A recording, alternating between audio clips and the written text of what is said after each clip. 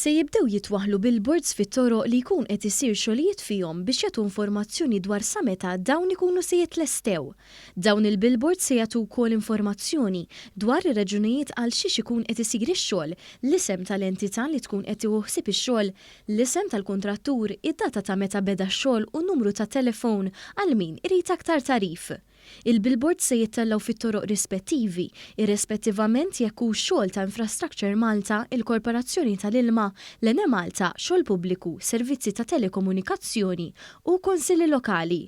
Il-Ministru għat-Trasport, l-Infrastruttura u l-Proġetti Kapitali Aron Farrugia qal lil-One News li l-ħidma biex pajjiżna jkollu infrastruttura li tixraqlu kompla fl-aħħar xhur b'60 kilometru ta' xogħlijiet fit-toroq maqbula wkoll mal-kunsilli rispettivi. Hawn il-Ministru Farrugia spjega li ħafna drabi ix-xogħol ikun ifisser li triq tinbena mill-ġdid b'servizzi u bankini totalment ġodda u b'disinn li jservi saħansitra għal mobilità attiva.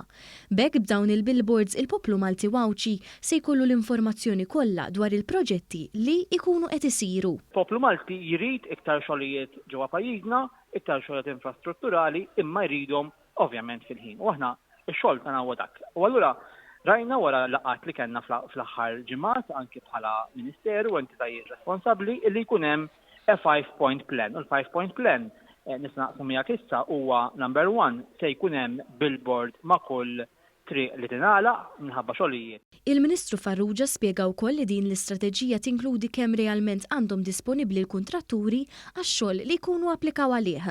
U dan anke biex min ma jkollux ħaddiema meħtieġa ma jikkwalifikawx għal ċerti xogħlijiet.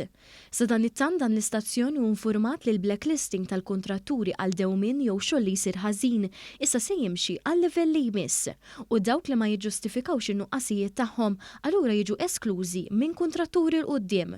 Fl-aħħar nett il-Ministru Farrugia spjega li l-proċess għal permessi biex jingħalqu t-toroq se jiġi ċentralizzat u se jkun fuq sistema diġitali ta' Transport Malta biex ma jkunx hemm toroq magħluqa viċin xulxin fl-istess ħin. Dan sakemm ix-xogħlijiet ma jkunux ta' emerġenza u bekk ma jistgħux jiġu evitati. Il-permessi illi permezz tagħhom jingħalqu t-toroq ikunu ċentralizzati. Illum għandek il-Transport Malta illi tagħti permessi biex nagħlaq triq, għandek il-Kunsill Lokali, għandek anki entitajiet oħra.